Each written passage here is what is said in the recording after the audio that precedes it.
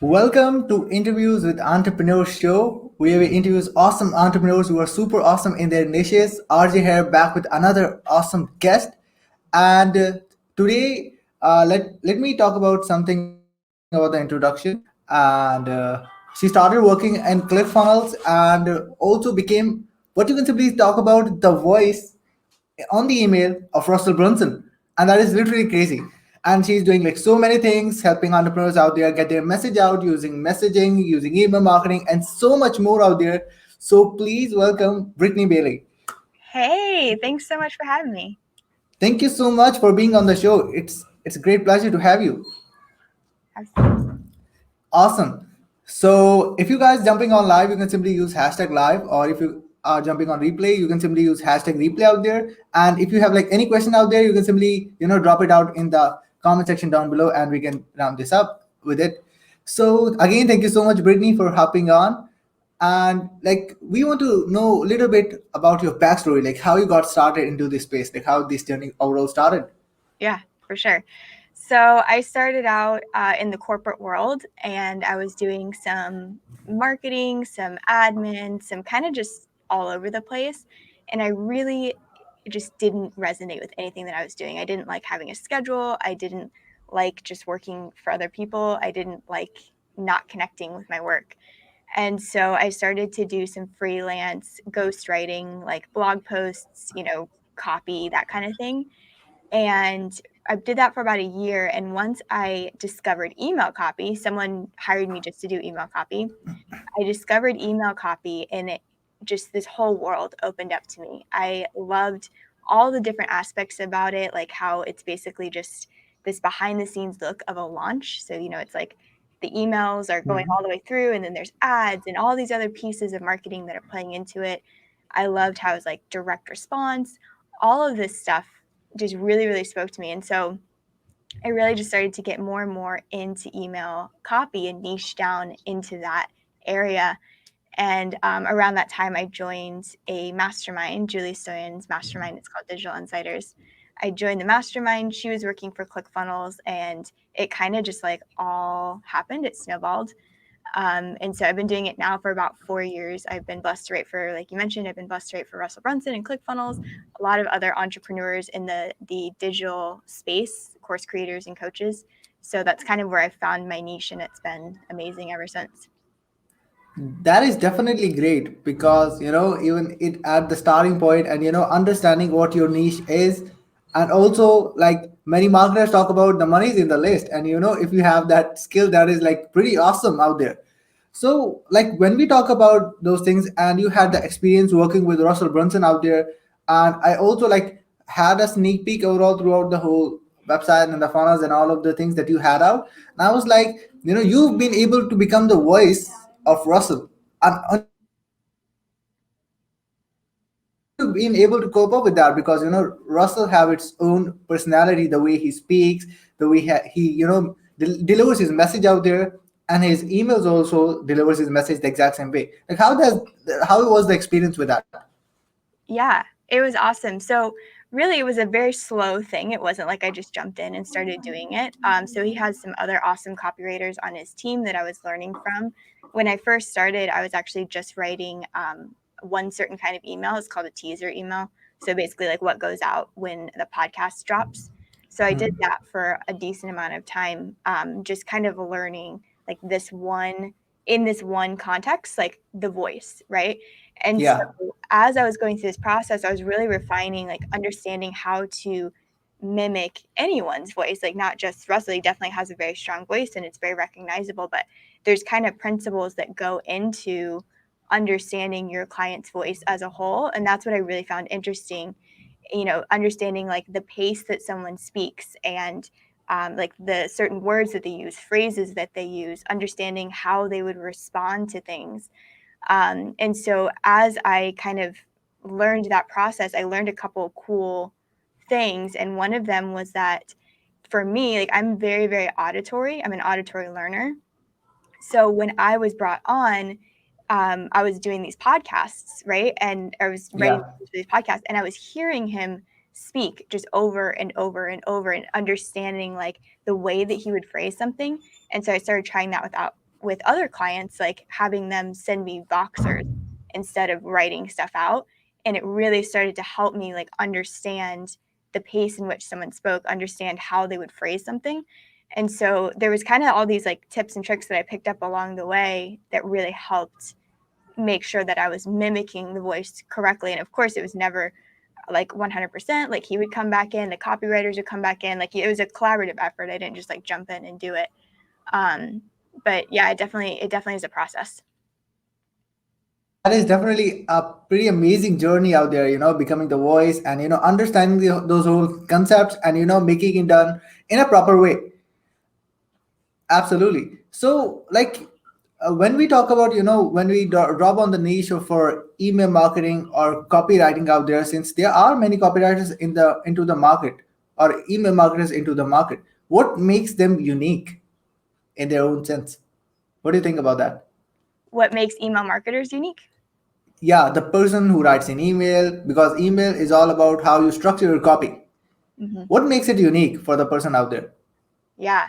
So there's a lot of different things, but what I loved about email is that it's this super unique blend of there's like the technical side of it, right? So like when you're sending out your Mhm. emails, how the campaign is structured, what things are attached to what, and then there's the like heart or the core of it, which is like your message, right? And like how you're resonating with your reader and your audience. And then there's kind of the like psychology of it, which is like the direct response side, right? So there's Yeah. direct response copy in sales pages, in landing pages, and all the other kinds of copy. And email is this like kind of sweet spot, which is really another reason why I fell in love with it, because I do like to have variety in what I'm doing every day. And it's like this kind of unique place where you're kind of looking at all these different aspects. You're looking at the different ways that traffic is going to a campaign. You're looking at where this list was built and how it was built and how these people came to be on the list.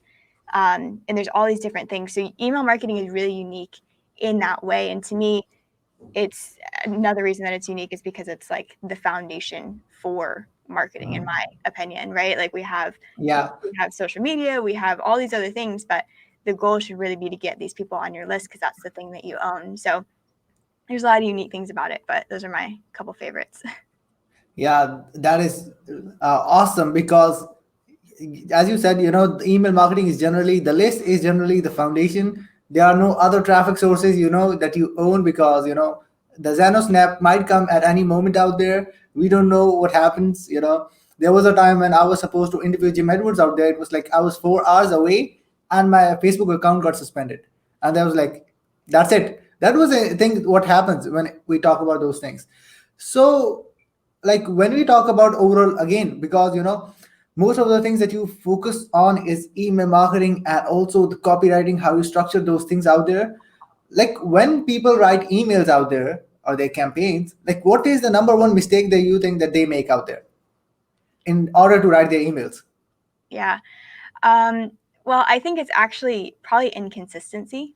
Hmm. So I see a lot of people that will like throw one email out and then they will not talk to their list for 2-3 weeks, months even, and then they'll throw another one out and they're like, email marketing doesn't work.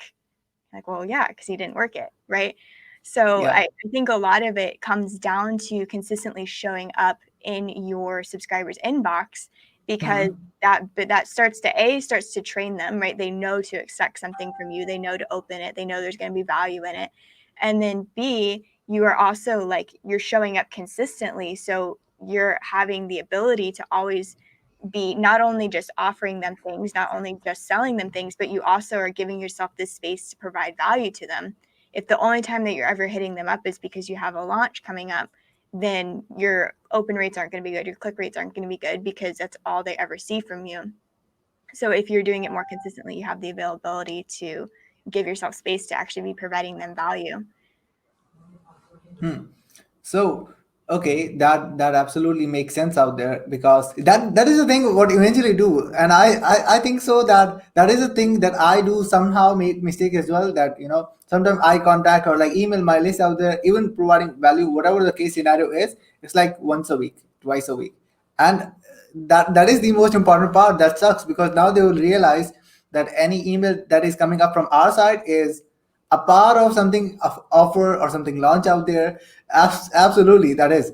So, like, how do you think that people come up and, for example, there are many people out there. Even Russell Brunson talked about in the initial start of his story. He had millions of people out there in his email list out there, but that was scraper email list.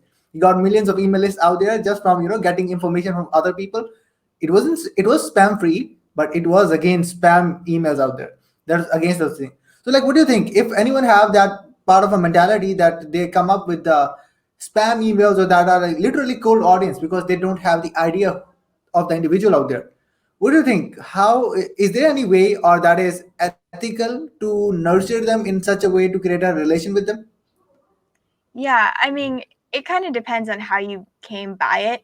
To me, it's Yeah. always best to build your list organically because you're going to have the best relationship with those people. They opted in for something that you are giving them for value. So you have a way less of a distance to cover. If this person is completely cold and you got them some way, even if it's a legal way, ethical way, whatever, but they're totally cold to you, then you already have to close the gap of making them aware of who you are. Even maybe they aren't even your ideal customer, right? Then you have to go in and start your actually email campaign, your email marketing strategy, right? So to me, the best way to build a list is organically by providing value up front, making sure it's something that your ideal customer wants, giving that to them in exchange for their email list. And then you're running with a list of people who are actually engaged with you. They know who you are, they know what kind of stuff you offer. To me, that's the best way to do it. It is a far less of a distance to go to actually converting emails and a list that's fully engaged with you. Hmm. That is amazing. That is amazing out there. But yeah, people need to understand those things out there. They think that, they get spammy emails out there, somewhere from down the line, and they were like, oh my God, now we have the list out there. Now we can, print money. Just because they had the list, they have read the concept of, the money is in the list. And that's how, they end up being bad at some sort of point if they don't know how to nurture them. So, like, I've saw many email marketers who are like doing really good at email marketing, and they have a good copy out there. And even like you, that you provide an awesome services out there to your clients out there regarding email, regarding copies and these things. Like, what do you think at initial start of stage? What do you think how people should structure their pricing and how it should come up for? Like, people get afraid of setting up their prices in order in front of their clients. So, like, what do you think about that? Yeah. So one of the ways that I learned how to price is actually by understanding how much time it was going to take me to not only write the email and the campaign, but to do the research to actually understand what they're selling and the mentality of the person that they are reaching. And then also like structuring the campaign and plugging it in with the rest of their marketing, right? Because an email campaign isn't just a standalone thing. Hmm. Other way, there's other pieces Yeah. attached. So I would kind of understand, okay, it's going to take me a couple hours to do research. It's going to take me a couple hours to do a strategy call with the client, however, whatever the case is. And then I would just figure out my hourly rate per, what my hourly rate was, and then times that. And then I would use that as my structure. When I first started, I was charging like $50 an email. I think it's probably like 3 years ago. And I've worked my way up Hmm. from there. But I always tell people like start to master this one kind of email. I always recommend teaser emails. That's where I started. It's something that you can start to master and understand like the pacing of email, understand the general rules of email, like, leave a lot of white space, don't have a bunch of text grouped together. Like you can kind of start to understand that piece and then master that email, start charging for that. And then you can kind of work your way up. So you're not just jumping from like totally zero newbie to like charging expert email prices. You can kind of like stagger it as you get more and more experience. Yeah, completely got it. And that is awesome because people need to understand because the biggest question or the biggest question mark what happens is like, how much you charge and then they get stuck. That's it. They don't have the idea how much their pricing is or how they need to structure their pricing because now they don't know how to do the things out there. They get stuck with that. And as you said about that, you are into this space for probably for like 4 years. Mhm.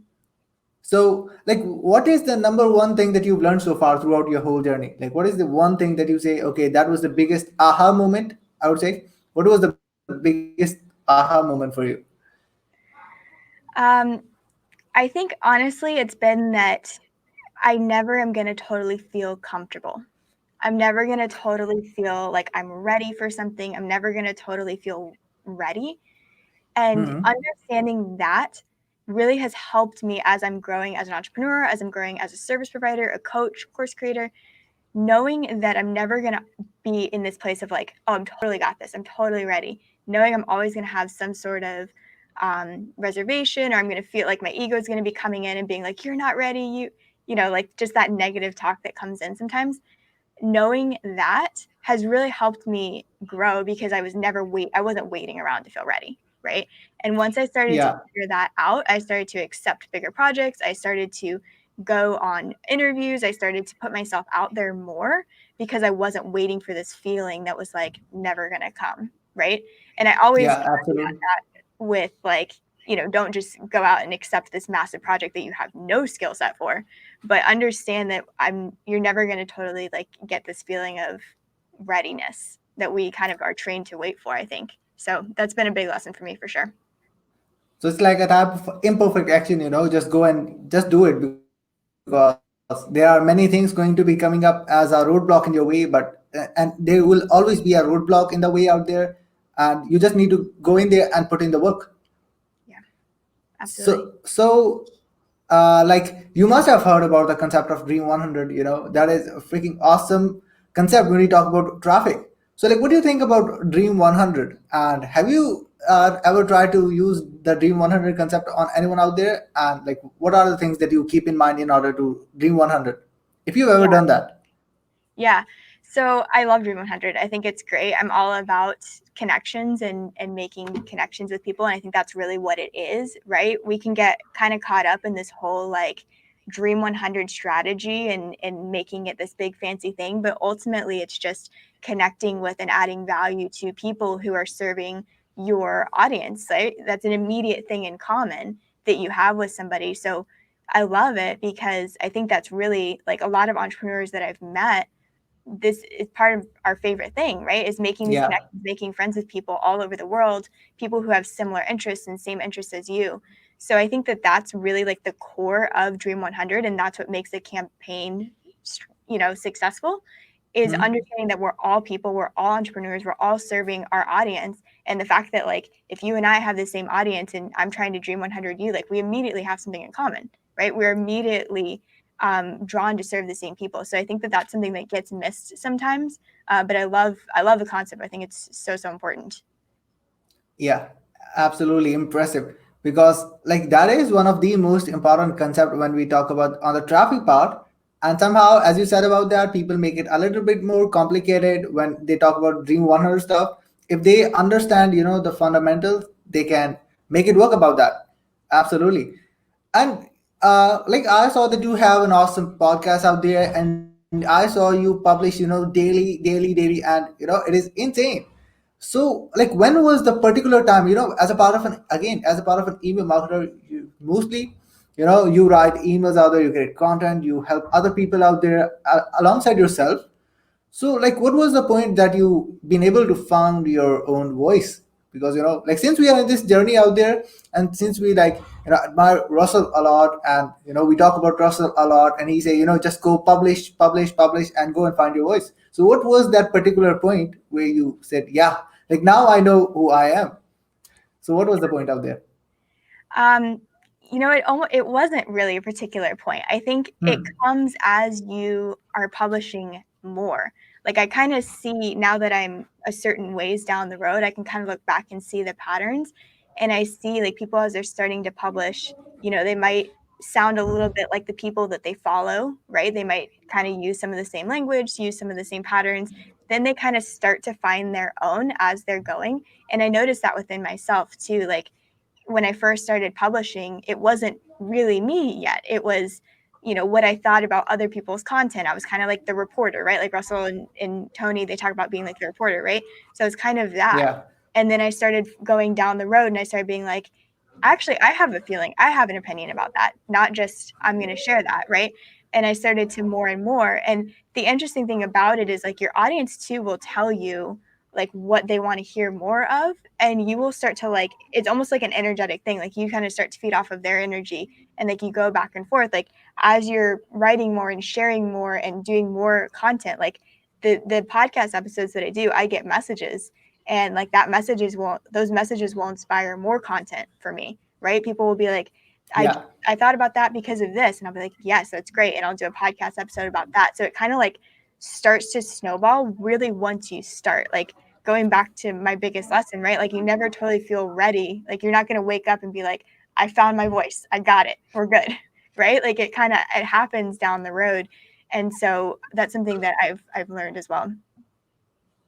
That is huge. That is absolutely huge because there are people out there. They were like talking about, hey, we don't want to publish out there. What will happen? What's going to be outcome? That was the exact same thing what happened to me in the past because I was thinking about I'm not pretty enough to get on the camera out there. Like, what will people think about me? So that was some kind of procrastination. What other people are having. So I just there was a comment out there. What's the name of your podcast? Your intentional life. Your intentional life. I will put it up the link in the description down below as well, so you guys can be able to check it out as well. And if you guys have any other question, you can simply post it in the comment section down below as well. Okay, I can see one question out there. Brittany, what was the most important thing that you learned while working with Russell?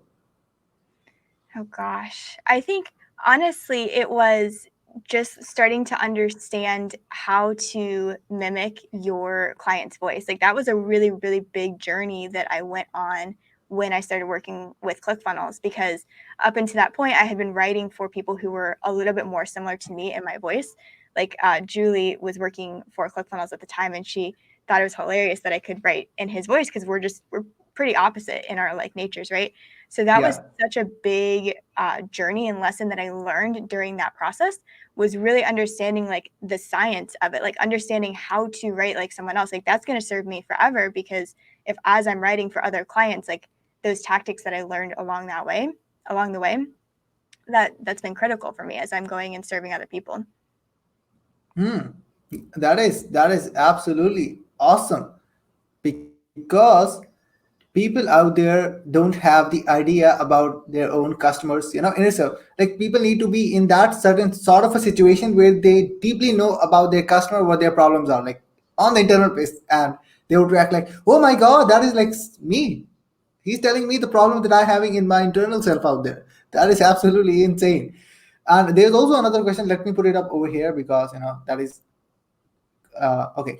Hey, Brittany, I have a question for you. If open rate determines the effectiveness of our subject line copy, what metric determines our copy inside email? How do you determine your email content engagement except click through rate? If there's nothing like that, do you think that metric will change the way you do email marketing?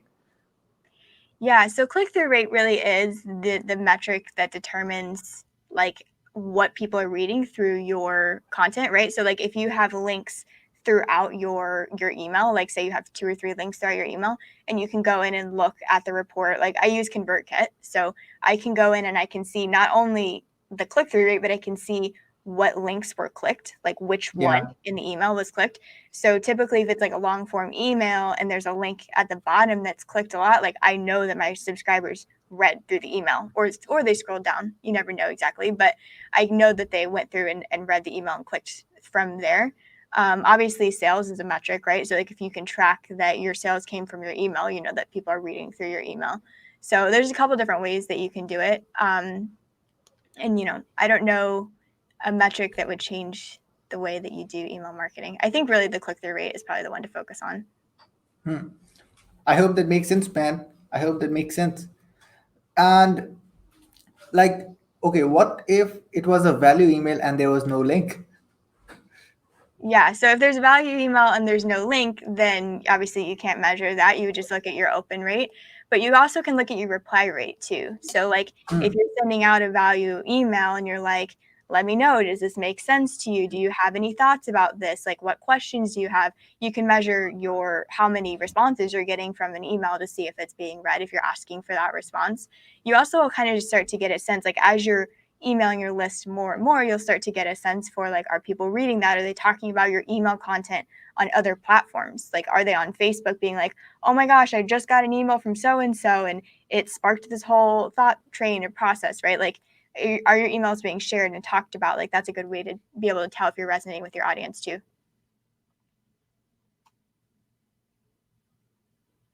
Sense. Oh, sorry, I think you froze. Also, like, yeah, yeah, yeah. I guess there was some kind of thing. So, as far as like I remember out there was a time when there was like funnel hacking live happening out at that particular moment when when I got interacted with you out there. That was funnel hacking live journey happening out at that particular time. It was literally crazy thing happening out, and throughout the whole time the situation was changed, the rest of the things was changed. Right now, we don't know when is going to be the next funnel hacking live and all of those things. So like I want to, like, before rounding this up, I want to know about what's next for you. Like, what is the next thing that you're going to be going for right now? Yeah. So the next thing, like for me in my business, is I'm Yeah. working with email copy school. So it's basically email marketing for online course creators and coaches, and I take them through A to Z to kind of demystify the whole process. And so that's something that I'm working on. I have a master class that's coming out as well. I'm going to be talking about that in the next couple of weeks. So really just kind of transitioning to more of like a bit of an educational bent versus just being a service provider, but I still love being a service provider. So doing both. Okay, that is absolutely great. And guys, if you will have any question, you can simply post it up into the description down below, or we can simply answer you later on as well upon that basis as well. And any, like, where people can find about you, like where can people find you out? Yeah, you can just go to brittanybayley.com, or you can find me on Instagram at Brittany Bayley. That's usually where I hang out the most. Okay, so guys, I will post in the post the links in the description down below, so you guys can have a look about that, and you can simply follow Brittany because she's pretty awesome. Her content is awesome. Like everything that she talked about, like there are many things that I have learned throughout the journey out there. When I was watching something that she was talking about emails, about content, something like that. That was like pretty insane for me as a part of her journey. And like, thank you so much, Brittany, to be on the show. It was like literally great to have you on our show out there. And like, I have no words. Thank you so much to be on the show. Yeah, of course. Thank you for having me. It was a pleasure. And guys, that's it for now. And see you for the next episode. Until then, peace out.